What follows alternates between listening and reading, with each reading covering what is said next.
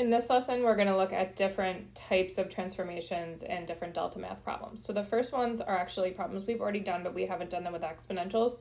And those are the ones where we're looking at multiple choice, which, and identifying the transformations. So we're always starting from the black graph and moving to the dotted red graph on these. I know yours is not colored on your packet, but that's the basic idea, solid to dotted. So it's really kind of tricky to figure out exactly what's happening in an exponential graph because you can't see a turning point the same way that you might be able to on a parabola or even an x cubed, where it has kind of like that middle point, but you definitely can narrow it down. So I can tell that this graph reflected over the x-axis. So that's the rule negative f of x. It's a negative sign. So looking at this, it did not reflect over the y-axis, so I'm going to cross off number 1 and number 3. And then the question is from there, so I'm going to sketch it in where I think it would be if I reflected. Did it move left or did it move right? And it looks like it moved to the right, so I want x minus 3 there.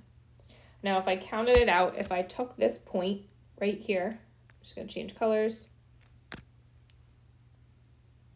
and I count 1, 2, 3. Okay, that point is right there, so it moved over 3 to the right. So I can actually find the exact values, but a lot of it is just process of elimination as well. At the bottom of the page, we have one more. It says the graph of f of x is the solid black graph below, which function represents the dotted graph. So same thing, we're going from the solid to the dotted. And here I can see that it didn't flip or anything. It basically shifted.